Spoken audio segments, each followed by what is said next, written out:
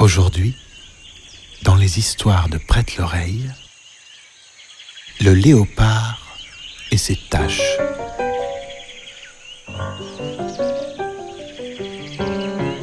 De Rudyard Kipling.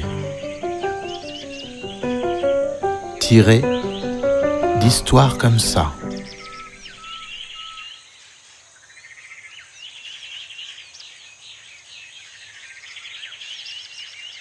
Il faut que tu saches, mieux aimé, qu'au jour où tout commençait, le léopard habitait un pays nommé le Haut-Veld.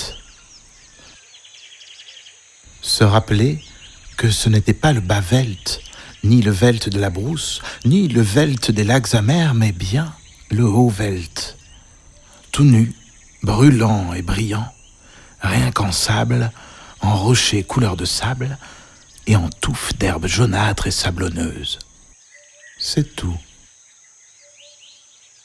Là vivaient la girafe et le zèbre, l'élan et le koudou, avec le hartebeest, et ils étaient tous jaune-brun et sablonneux de la tête aux pieds. Mais le léopard, c'était le plus exclusivement jaune-brun et sablonneux de tous. Comme qui dirait une espèce de gros chat gris et jaune.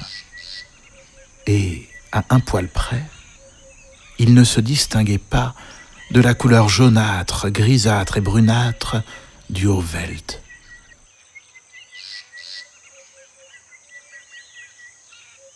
Ce qui était contrariant pour la girafe, le zèbre et les autres, car ils se tapissaient contre touffes ou cailloux, exclusivement rouge, brun, gris, jaune, et quand passait la girafe, ou le zèbre, ou l'élan, ou le koudou, ou le bushbuck, ou le bontebuck, il les surprenait soudain si fort qu'ils ne s'en remettaient pas.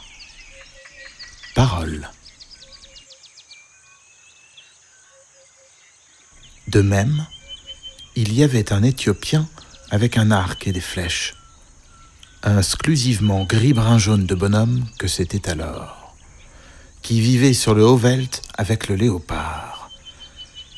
Et ils chassaient ensemble, l'Éthiopien avec ses flèches, le léopard avec ses griffes et ses dents. À tel point que girafe, élan, koudou, quagga et le reste ne savaient plus sur quel pied sauter. Mieux aimé. Parole.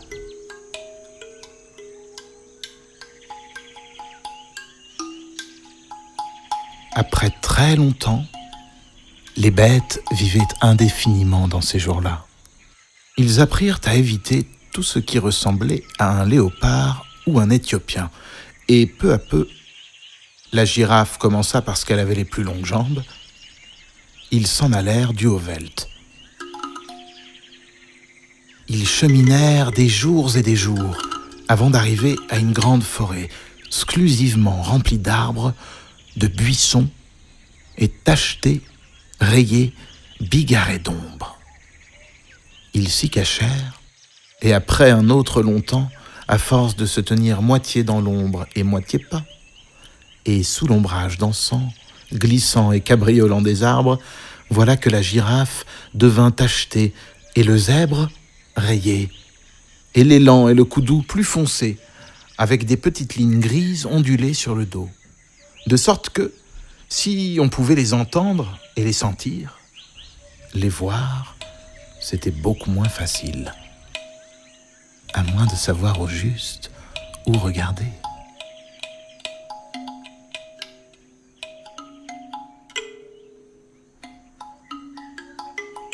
Ils étaient très contents parmi les ombres bariolées de la forêt, tandis que le léopard et l'Éthiopien couraient les plateaux gris-brun-jaune du Haut-Veld en se demandant où était passé leur dîner, leur déjeuner et leur goûter. Bientôt, ils eurent si faim qu'ils mangèrent des rats, des cafards et des lapins de rocher, ce léopard et cet Éthiopien, et alors ils eurent le gros mal au ventre, tous deux à la fois. Et enfin, ils rencontrèrent Bavian, le babouin aboyeur à tête de chien, qui est tout à fait le plus sage animal de toute l'Afrique du Sud. Léopard dit à Bavian : Il faisait très chaud. Où est parti le gibier ? Bavian cligna de l'œil. Ça, il savait. L'Éthiopien dit à Bavian : « Pourriez-vous m'indiquer le présent habitat de la faune aborigène ?» Ça veut dire la même chose, mais l'Éthiopien se servait toujours de mots qui n'en finissent pas. C'était une grande personne. Bavian cligna de l'œil. Ça, il savait. Alors, Bavian dit : « Le gibier est ailleurs. Tu peux le trouver. » Tâche. Mon avis, léopard, c'est une question de tâche. Et l'Éthiopien dit : « Tout ça est très joli, mais je désire connaître où a émigré la faune aborigène. » Alors Bavian dit : « La faune aborigène a rejoint la flore aborigène, parce qu'il n'était que temps pour elle de changer. Mon avis, Éthiopien, change au plus tôt. » Ce discours embarrassa le léopard et l'Éthiopien, mais ils partirent à la recherche de la flore aborigène, et voici qu'après bien des jours, ils virent une grande, haute et vaste forêt, pleine de troncs d'arbres, exclusivement hachés, tachés, tachetés, marqués, sabrés, barrés et bigarrés d'ombre. Dites ça tout haut et vite, et vous verrez ce qu'il devait y avoir d'ombre dans la forêt.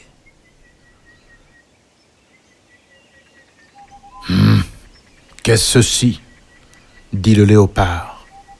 Il fait noir et c'est pourtant tout plein de petits morceaux de lumière.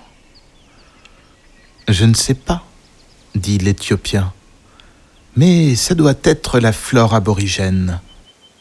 Je sens la girafe, j'entends la girafe, mais je ne peux pas la voir. Ça c'est curieux, dit le léopard, sans doute parce que nous sortons du grand soleil. Je sens le zèbre, j'entends le zèbre, mais je ne peux pas le voir. Attends un peu, dit l'Éthiopien. Il y a longtemps que nous les avons chassés. Peut-être avons-nous oublié à quoi ils ressemblent. Dit le léopard. Je me rappelle très bien comme ils étaient sur le Haut-Veld, surtout quant à leur os à moelle. La girafe a 17 pieds de haut et sa robe est exclusivement d'un riche jaune d'or de la tête aux pieds. Et le zèbre a 4 pieds et demi de haut et la robe gris-beige de la tête aux pieds. Dit l'Éthiopien en plongeant l'œil parmi les ombres bariolées de la forêt des flores aborigènes. Dans ce cas, il devrait ressortir sur tout ce noir, comme des bananes bien mûres dans un four. Mais ce n'était pas le cas du tout. Le léopard et l'Éthiopien chassèrent toute la journée, et malgré qu'ils pouvaient les entendre et les sentir, les voir, ils ne pouvaient pas.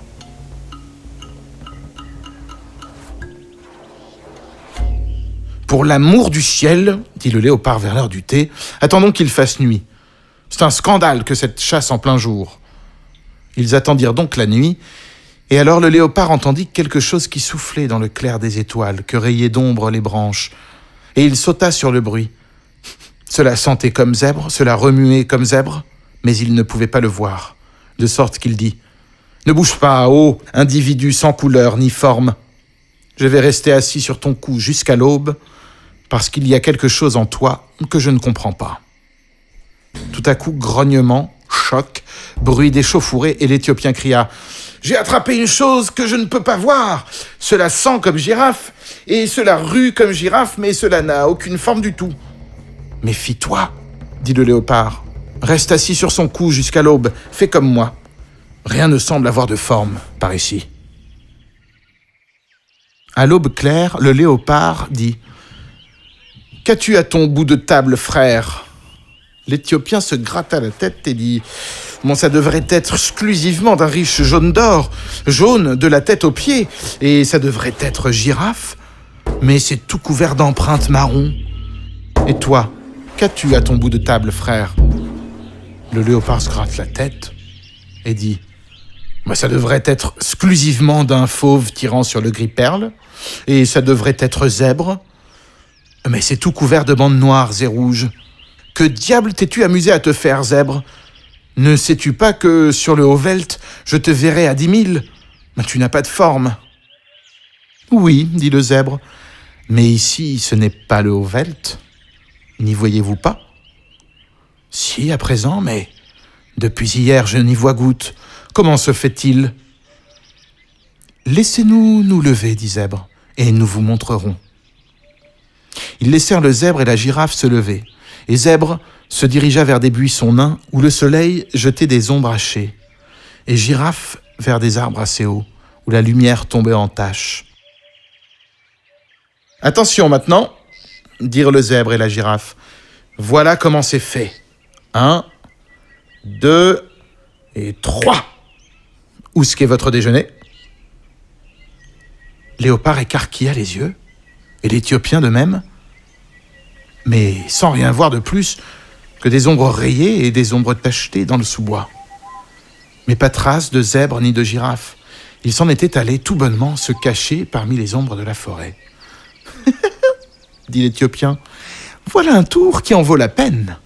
Profites-en, Léopard, tu ressors sur ce fond sombre comme un savon blanc dans un seau à charbon. » Oh, dit le léopard, cela t'étonnerait-il beaucoup de savoir que tu as l'air sur ce fond noir d'un synapisme sur un ramoneur?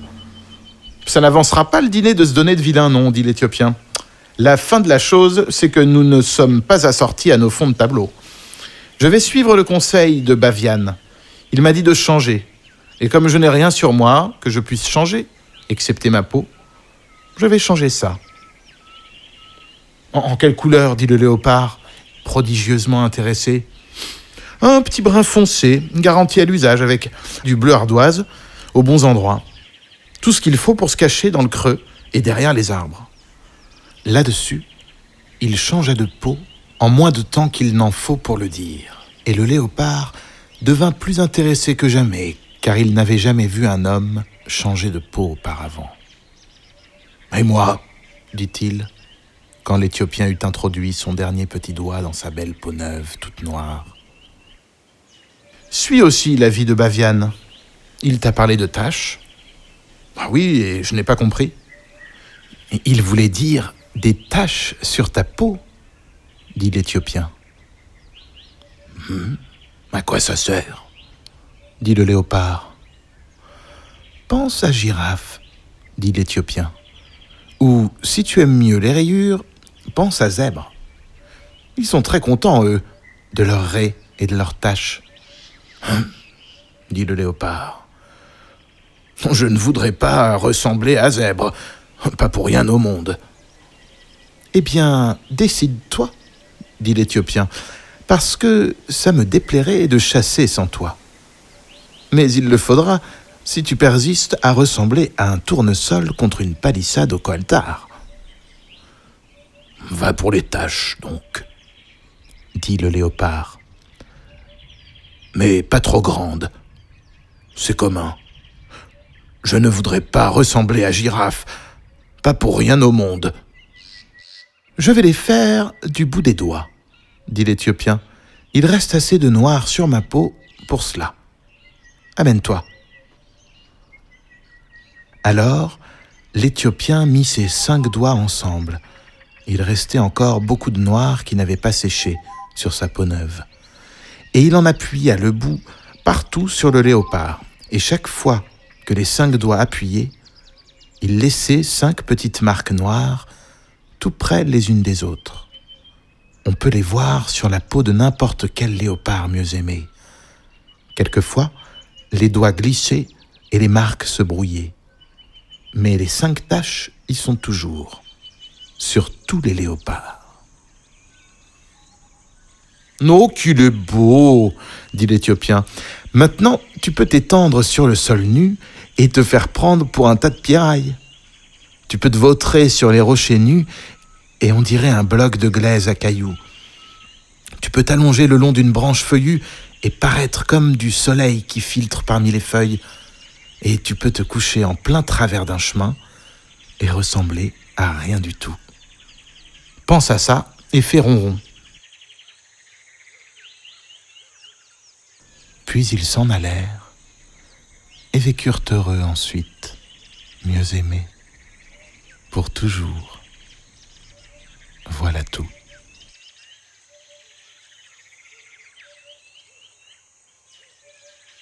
C'était Le léopard et ses taches de Rudyard Kipling, tiré d'histoires comme ça, raconté par Jérémy Poirier-Quinault. À bientôt dans les histoires de Prête l'oreille.